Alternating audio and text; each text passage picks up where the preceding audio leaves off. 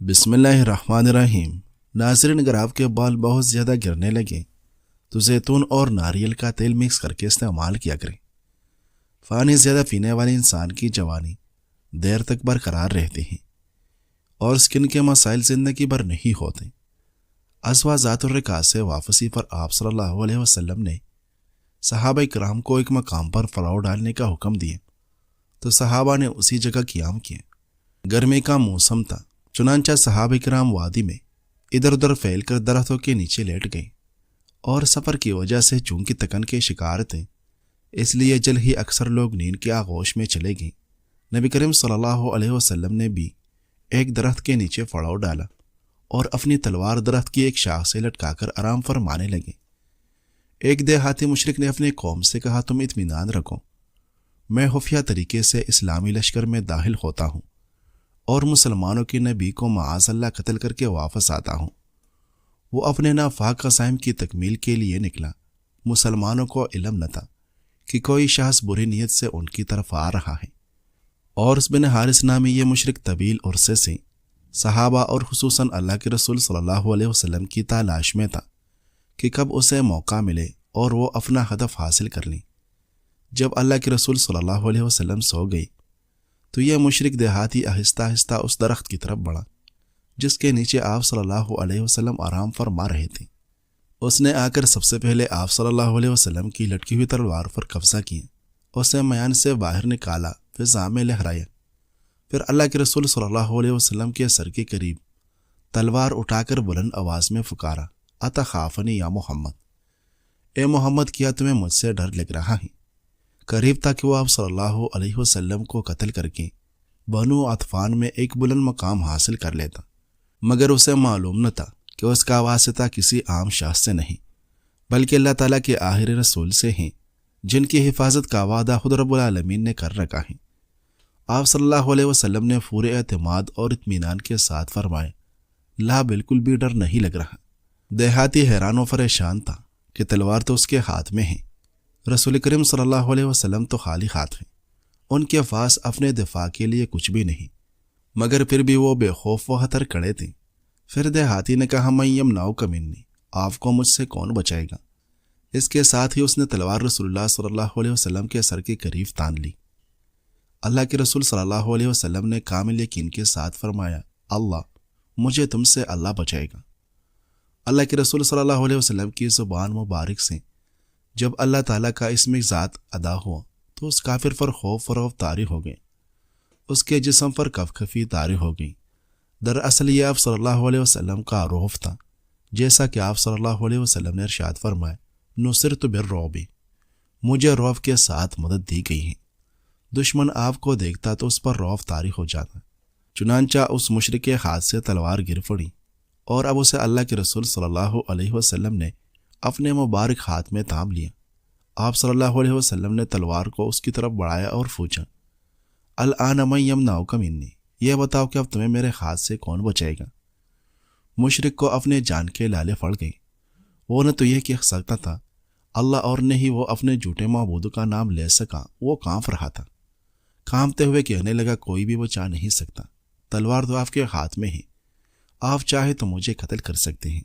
ساتھ ہی کہنے لگا، آپ اگر مجھے قتل نہ کرے اور معاف کر دیں تو میں آپ سے وعدہ کرتا ہوں کہ کبھی آپ سے لڑائی نہ کروں گا۔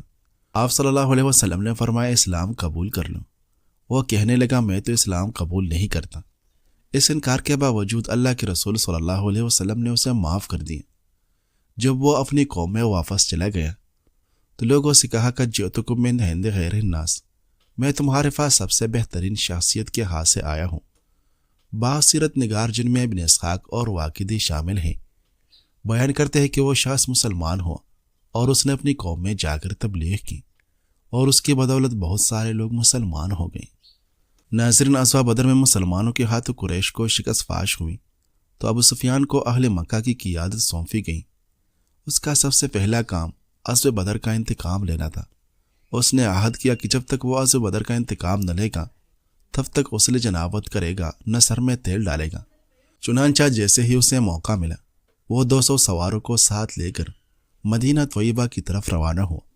رات کی تاریکی میں اس نے یہودی قبیلہ بنو نذیر کے مشہور سردار حی بن اخطب کے دروازے پر دستک دی، لیکن اس نے دروازہ نہ کھولا۔ پھر وہ بنو نذیر ہی کے سردار سلمان بن مشکم کے گھر پہنچا، جس نے نہ صرف ابو سفیان کا پرجوش استقبال کیا بلکہ پرتکلف دعوت کی، شراب بھی پلائی اور اہل مدینہ کے مخفی راز بھی بتائے۔ سلام بن مشکم اور اس کی بیوی زینب بنت حارث نے غزوہ خندق میں بھی یہودیوں کو ورلانے میں نمایاں کردار ادا کیا تھا۔ غزوہ خیبر میں زینب کا خاوند سلام بن مشکم شدید بیمار تھا۔ وہ قلعہ نطاع میں بستر پر تھا، بیماری کی وجہ سے وہ اٹھ نہیں سکتا تھا۔ اس کے باوجود اسلام کی عداوت اسے میدان جنگ میں لے آئی، ہر چند کہ اسے یہود نے منع بھی کیا تھا کہ تم بیمار ہو، میدان جنگ میں نہ جاؤ، مگر وہ باز نہ آیا، میدان قتال میں پہنچا اور لڑتے ہوئے مارا گئے۔ زینب کے خاوند کے علاوہ اس کا باپ حارث اور چچا یسار بھی میدان جنگ میں قتل ہو گئے تھے۔ یہ یہود کے نمایاں اور بہادر لوگوں میں سے تھے۔ زینب کا باپ، چچا اور خاوند جب خیبر میں قتل ہو گئے تو اس عورت نے اللہ کے رسول صلی اللہ علیہ وسلم سے بدلہ لینے کی ٹھان لی۔ اس کو معلوم تھا کہ اللہ کے رسول صلی اللہ علیہ وسلم صدقہ قبول نہیں کرتے مگر ہدیہ قبول کر لیتے ہیں۔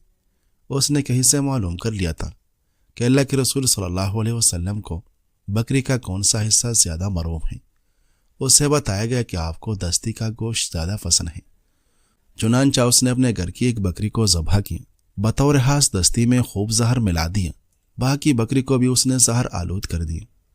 اس نے زہر کے لیے یہود سے مشورہ کیا تھا کہ کون سا زہر زیادہ سریع الاثر یعنی جلدی اثر کرنے والا ہوتا ہے۔ چنانچہ ان کے مشورے کی روشنی میں اس نے زہر آلود بکری کو بھونا۔ جب سورج غروب ہو گیا تو اللہ کے رسول صلی اللہ علیہ وسلم نے مغرب کی نماز ادا کی اور اپنی قیام گاہ پر تشریف لائے۔ اس وقت زینب وہاں بیٹھی ہوئی تھی۔ آپ صلی اللہ علیہ وسلم نے پوچھا، بی بی کیا چاہتی ہوں؟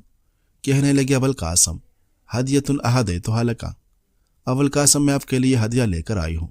اللہ کے رسول صلی اللہ علیہ وسلم کی عادت تھی کہ ہدیہ قبول کر لیتے تھے۔ آپ صلی اللہ علیہ وسلم نے اشارہ کیا اور اس سے ہدیہ وصول کر لیا گیا۔ چنانچہ زہر آلود بکری کو آپ کے سامنے رکھا گیا۔ آپ نے وہاں موجود صحابہ سے بھی فرمایا کہ قریب ہو جاؤ، عشاء کا کھانا کھاتے ہیں۔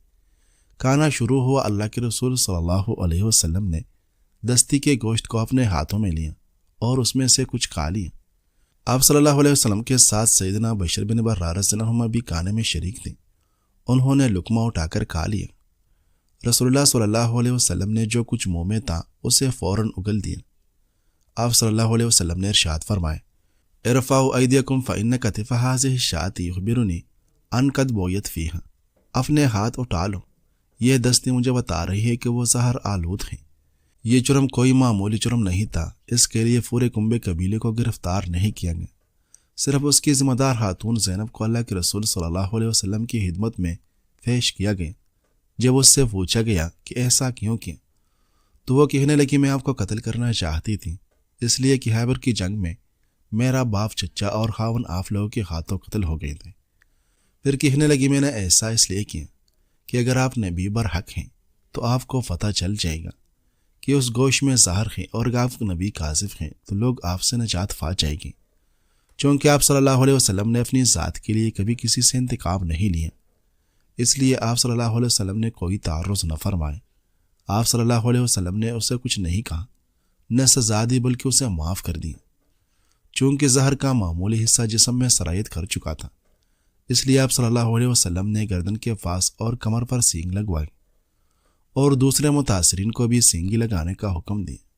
ساری روایت کا مطالعہ کرنے کے بعد جو خلاصہ نکلتا ہے، اس کے مطابق بکری کا گوشت کھانے میں 3 یا 4 صحابہ شریک ہوئے، ان میں سے صرف بشر بن برار رضی اللہ عنہ نے ہی لقمہ کھایا تھا، اس لیے ان کی تھوڑی دیر بعد ہی وفات ہو گئی۔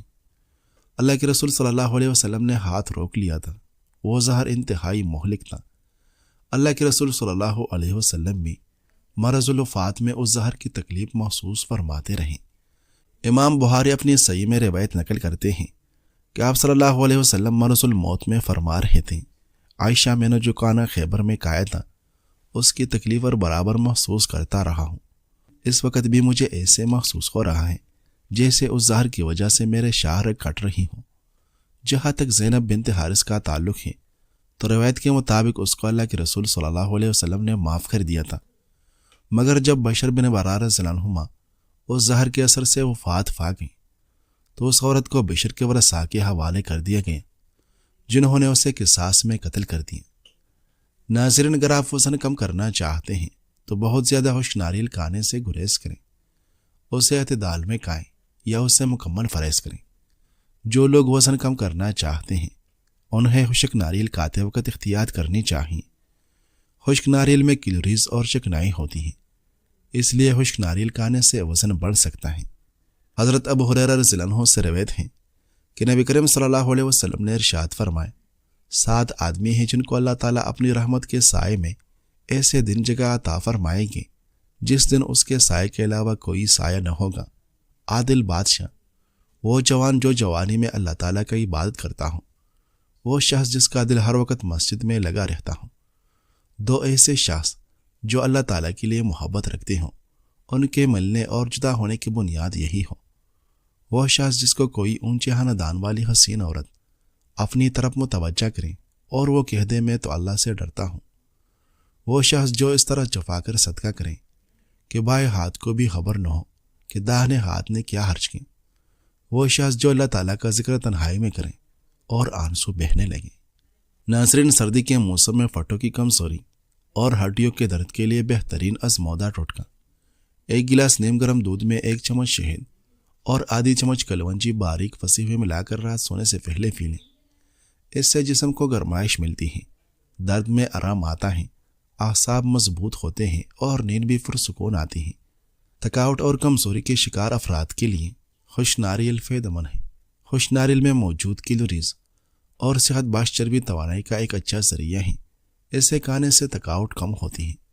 خشک ناریل میں موجود غذائی اجزاء مدافعتی نظام کو بڑھانے میں مدد کرتے ہیں۔ خشک ناریل کیلشیم اور میگنیشیم کا ایک اچھا ذریعہ ہے جو ہڈیوں کو مضبوط بنانے میں مدد کرتا ہے۔ مزید یہ کہ خشک ناریل صحت کے بہت سے مسائل سے بچنے کے لیے بھی اچھا ہے۔